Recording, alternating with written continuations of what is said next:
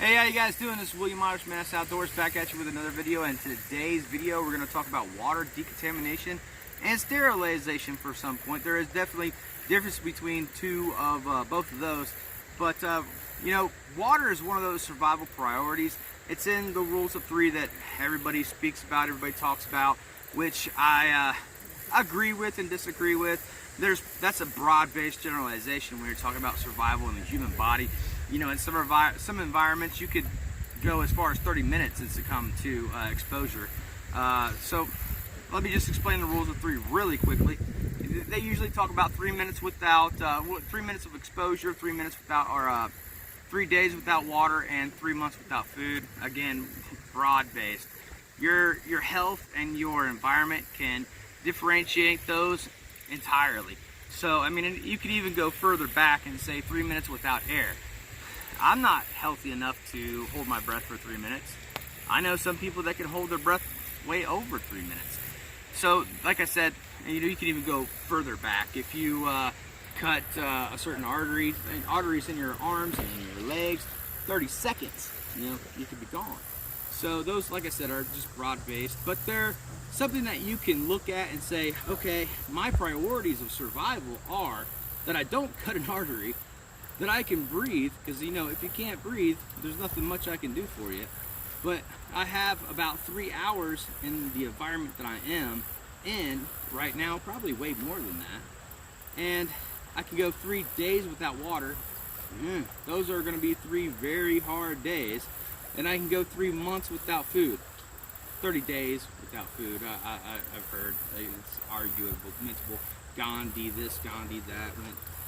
Anyway. Try it. It's not cool. I went 7 days once. When I was about 25, 26 years old, I went 7 days without food. Just to experiment with my body and see how it would react to that kind of a fast. It was, towards like day 4, things started getting better. The headaches went away. When I stood up, I got instant vertigo, like really dizzy. But we're not here to talk about that. The main part of this video is going to be about water. So especially in days like this, you can see I'm sweating profusely. It's about 87 to 90 degrees depending on where you are in the shade around here. Water is crucial in a part like this, especially you desert boys, you know exactly how crucial water is. And decontaminating and sanitizing that water is even more crucial, because there's waterborne illnesses like bacteria, viruses, parasites, and protozoa that are present in the water that can really do a number on you. The cryptosporidium, that's very, very bad. E. coli, depending on what E. coli you're talking about, your human gut flora contains E. coli, but there's an E. coli that mainly comes from cattle. That's a Shiga toxin producing E. coli. That's what makes you sick, and that's what turns your butt into a Power Wagner and you start spray painting the rocks. Anyway, there's other bacteria and viruses that are present in the water. And whenever I do videos like this, I often get comments and questions that say, I do water sports all the time, and I water ski and I jet ski, and I'm in this creek and I'm in this lake and I'm in, and basically what they're hinting to is that they're exposing themselves to these waterborne pathogens every day. And that's fine. But first of all, you're not drinking gallons of it in a day. And second of all, you're doing that on a normal immune system. Alright, so what I mean by a normal immune system is, your everyday life, as long as you're a healthy adult and you're not an infant or a small child, or you're not elderly, or you're not immune compromised, your normal immune system can deal with the small exposure, the small parts per million that you're getting, maybe swimming in a creek or in some kind of a lake. Even states will advise you not to. Like you'll see all the time bacterial levels do not meet state standards. That's because they've found a certain high level of possibly E. coli or a cryptosporidium or giardia, stuff like that. Stuff that is present in animal waste and even human waste. That will be present in the water, and that's where this stuff comes from. typhoid, we really don't have to worry about that too much. Cholera, if you live in the United States, you really don't have to worry about that too much anymore. Most third world countries are still dealing with these issues, but it can become present if you just drink whatever water out of a sewage tank, I guess. And those are things that are really, really bad. But like I said, in the United States, you really don't have to worry about those too much. Traveling abroad, you might want to look at that as well. That's why if I'm ever traveling abroad, I haven't for a while, but when I did travel abroad, I didn't drink the local water out of the taps because they might have a water treatment plant, but that source, the delivery system of that water treatment can be compromised. So I never, it's like Mexico, even when I was in Indonesia, things like that, never drank the water from like hotels, etc., etc. So again, I digress, but again, when you're going about your normal life and you have a normal immune system and you expose yourself to waterborne pathogens, usually you're okay. Again, check with your local municipalities. They'll list the bacteria levels. They constantly are testing these things, and they know what the levels are. But that again comes into the second part of this, is an emergency situation. So backpacking, hiking, hunting, fishing, whatever you're doing, if you become lost or have a mechanical injury in some way, you're going to be going through what's called an SNS reaction, sympathetic nervous system reaction. That sympathetic nervous system reaction, or SNS reaction, just to save my language, from now on just going to call it an SNS reaction. That SNS reaction has pros and cons, and the pros can be, let's just say that you were in a movie theater, it's a horror flick, and you're sitting there and everything's calm and cool, and all of a sudden a nun comes out of a picture frame and it does like a jump scare. That sudden feeling that you feel is an SNS reaction. What happens within that reaction, your airway, the muscles in your airway will smooth and open so you can take in more oxygen. Your heart rate will increase, which pumps that super hot oxygenated blood throughout your extremities. That's that fight or flight reaction, to where you're strong, you can lift the car off of an infant, whatever have you, etc., etc. Your pupils will dilate, which means you can take in rapid information faster. All kinds of different things will happen in an SNS reaction. Those can be good, a prolonged SNS reaction, to where you're in fear for your life for a day, 2, 3, 4, etc. Can have some negative reactions, can have the sympathetic nervous system can all but shut down digestion. So no matter what you're eating, you're only digesting enough because those enzymes that are secreted are all but halted. The main thing is that it can shut down your immune system. And that, the sympathetic nervous system tells the body, look, we don't have the resources or the time to deal with this immune system. So let's shut it down for now until later. So that's why people like me and other people, they preach about, small minor cuts and wounds and splinters and et cetera in the woods during an emergency situation become big issues, because they can lead to infections because your immune system is compromised at that point, just from your SNS reaction. All right, and this is when we start talking about waterborne pathogens, especially in an emergency situation. Can't talk. So your immune system is compromised, and now you need to drink gallons upon gallons of water within this situation that you're in, if you found yourself in, and that's where you're going to succumb to a waterborne pathogen. So in an emergency situation, to alleviate those problems, we do several steps, whether it be modern or primitive, and we're going to show you some of those steps right now. Alright, so as you can tell, as you can hear, we're at the water's edge. I'm letting my kids play in the creek, so you might hear some splashing from time to time, things like that. Obviously, kids like to throw rocks in the water, so you probably hear that as well. But the main focus of this is, if I'm in an emergency situation, the first thing that I'm going to do, as far as water purification goes, is dig a coyote hole. And there's videos all over the place about this, but if you're not familiar with what that is, I'm going to take, if I don't have a shovel, which I don't carry a shovel. Some people are going to freak out about that, but no, I don't carry a shovel. It's just extra weight. I carry an axe and a knife, etc., saws, stuff like that. I do not carry a shovel. But I will make what's called a digging stick.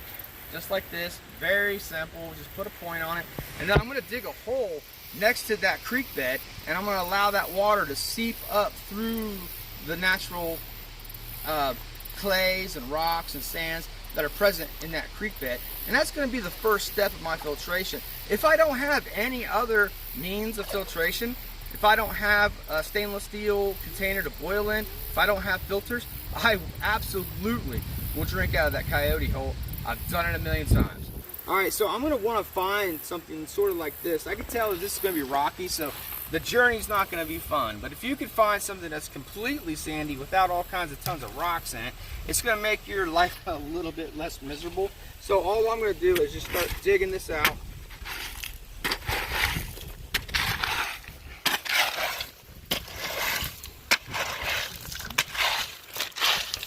Already you can tell that I've hit water, right? So I want this to be deep. And why?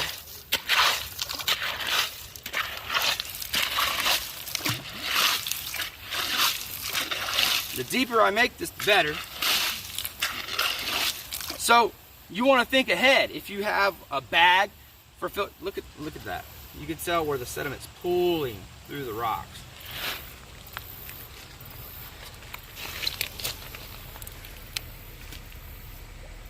So if I have a bag or a container of some kind, I want to make that hole double the size of that container. But for demonstration purposes, let's just, I mean, that's good enough, but I would probably make this way bigger.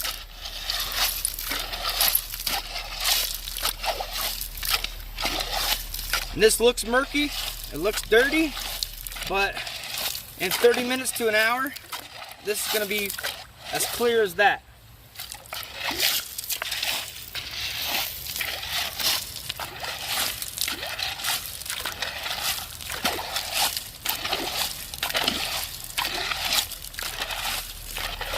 All right, so what I have in front of me is several different options. Some of them I do carry, some of them I do not. But it's just different options for water filtration and containers to carry them in. On the daily, if I'm going to work, I usually will carry some kind of a 32 ounce. I believe this is actually a 20 ounce, a little bit more, probably about a 24 ounce container. This is just something that I carry to work. I constantly drink water when I'm at work. I work outside about 50% of the time. So I especially in times like this, I want to stay hydrated. So I'll carry something like this. The good thing about this is that you can modify this to take a filter. And so if, say, I was trying to get home in an emergency, I could mount this filter to this water bottle, and if I have nothing else, at least I'm going to be able to filtrate my water. I believe that they say that this is a 0.02 micron filter. If so, that is really good. Most of your viruses are going to be the smallest on the micron scale. You'll also see nanometer. So if you see something like E. coli is 27 nanometers, that's 0.027 microns. It's just a division of 1,000. So I like to use nanometers. So if I say like 27 nanometers, that just means 0.027 microns. It's just easier to use nanometers. It both the same way. Like I said, it's just a division of 1,000. So this will filter 0.02 microns. That's going to take care of 99.99999% of everything that's in the water. Viruses, norovirus, and things like that are present in the water, but in the United States, like I said, we really don't contend with that too much. There hasn't been like a norovirus outbreaks for a while. What you mainly want to concern yourself is the bacteria infections in the water, giardia, etc. E. coli is definitely something that is present in our waters that you want to be aware of, especially if you live near farms, farm runoffs, etc., etc. So a filter that can filter down to that is what I'm looking for. So the exact dimensions of E. coli, if I remember from school, is I believe it's 2 nanometers long and a half of a nanometer wide, and 2 nanometers wide, 27 nanometers, whatever you want to say. So this will filter that out. All right, so if I know that I'm going to be out hiking, hunting, fishing, I probably won't bring this. This is, like I said, something that I'll bring on the daily. Let me go ahead and put the straw back in here before I contaminate it. So that's what I would bring to work. I always carry a 2% tincture of iodine. This is my last resort as far as water decontamination goes. Trust me, I've sucked down way too much of this stuff. It's horrible. So usually in like a 32-ounce bottle, you'll do 3 to 6 drops depending on turbidity of your water, debris in the water, and where you're at if you suspect that you're in a highly contaminated area. Then you're going to want to shake that about once every half hour, 20 minutes or so. Wait about an hour and a half, and then it's safe to drink at that point. But like I said, I carry 2% tincture of iodine more for wounds, things like that, than I do for water decontamination. But this is, if all else fails, I can use this for water decontamination. My go-to would be a stainless steel bottle. 32 ounce, 64 ounce, I don't care. I want to stay within those 32 ounce to 64 ounce increments because, like I say, my last defense against waterborne illnesses is iodine. So I know, per the CDC and the Wilderness Medical Society, is that 32 ounce, 3 drops to 6 ounce. If I have a 64 ounce, obviously I just double that to 6 drops to 12 drops. So I want to stay within that 1 quart, 1 US quart pint area, or double it, so I can just easily do the math. No matter what, I will always carry some kind of a quick decontamination method, like a life straw. This comes from a company called Walkie Walkie, or if I'm not saying that right, correct me. I think it's Walkie Walkie, like you're walking. But this is just a simple filter that is modular. It can go on top of a 2-liter bottle or a regular water bottle. It has threads. It can be modular with hoses and all kinds of other stuff. But it also could just be put into the creek and drank out of. If I'm walking a trail, or if I'm effecting self-rescue, my ideal of, if I'm effecting self-rescue and I really just don't have the time to stop and boil water, I still can go and get a drink without having to stop for 20 minutes or whatever and boil water and then wait for it to cool and then drink it. Other filter methods that I use, if I have the space, I will carry these Sawyer bags, because again, even this can go on this bag. They all are pretty universal. And so those threads will go on that bag. So I can actually quickly, again, without boiling water, which is absolutely the safest method. Don't get anything. I'm still taking a chance by these filters. I am taking a 0.001% chance, or what have you. Usually they'll be about 98.999, etc. effective. You are still taking a chance. A very low one in some areas, a very higher one in other areas. But I can take this bag and I can actually close it, and my preferred method is to close these, put them in the water, and then open them, because I'm getting that surface turbidity out, and I'm just taking from that lower area underneath the water. So I'm lessening that surface turbidity. It's not really that big of a deal, but I'm saving my filters at that point, and I'm saving myself a little bit of grief. All right, so I'm going to go ahead and demonstrate what exactly I mean. And the way that I like to use these bags is that I'll actually blow them up. And you don't have to worry about, like, if I put this in the water and then I drank out of it. As long as it's dry, most to all of the water contaminants that are present in water, when they dry out and they're in the presence of oxygen, they don't have very much of a shelf life. E. coli has a little bit more than most, but what I like to do is I'll blow these up just like that, and then cap them, and then I'll go to the creek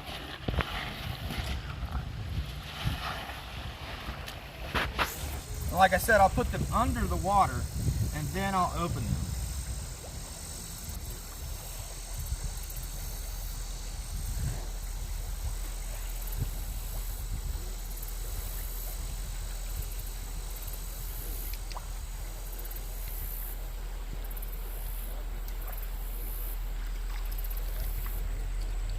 And at that point, I can screw on, I'll show you this one, something like this Sawyer. And then if I have a bottle like this, what I can do is a two-step filtration process, which takes a little while. So I can filter this water and then I can boil it.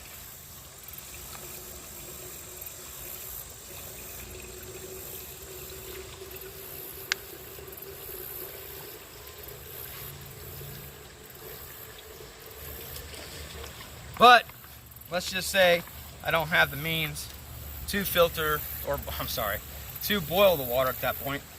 Smells like clean water. It's pretty clean. Actually, it's pretty good water. Not bad.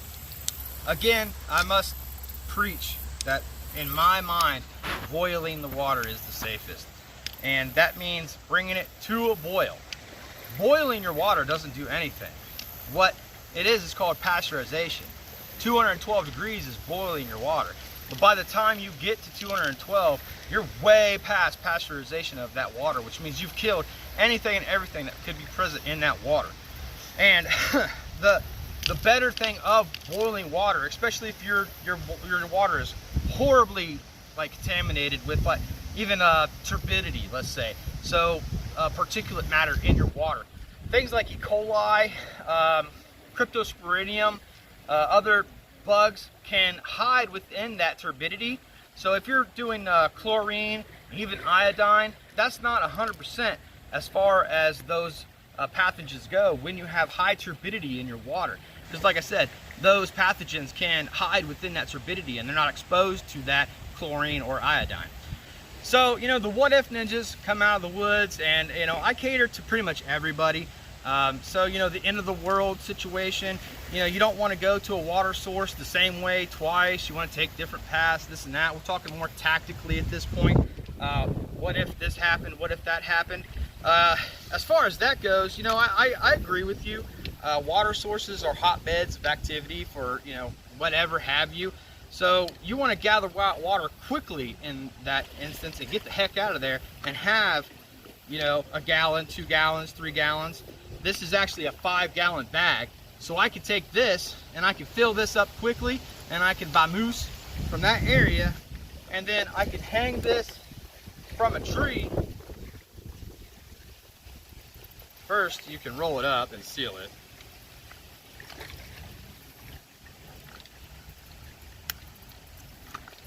And this is something I can carry water with me. But then I have to remember that this is contaminated water.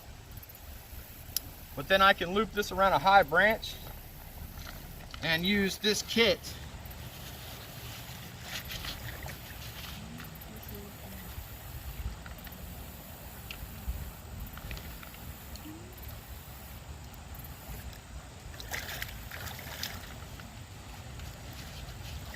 to then decontaminate that water. And I like this kit because also it's very modular.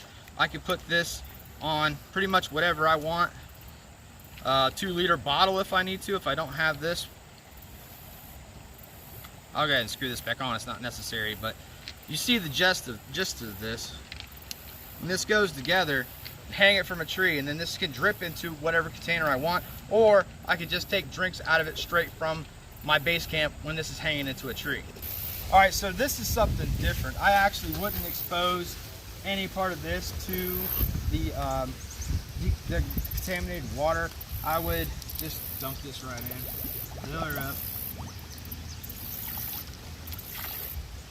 throw her in.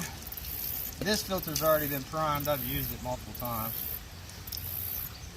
It'll still take probably a couple seconds. Then nothing is exposed to the mouthpiece of this filter.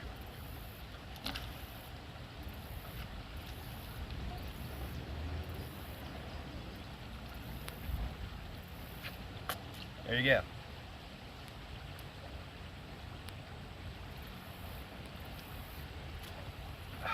Good water. A company actually sent this to me. You can look at it. if I'm saying it wrong, I want to say walkie-walkie.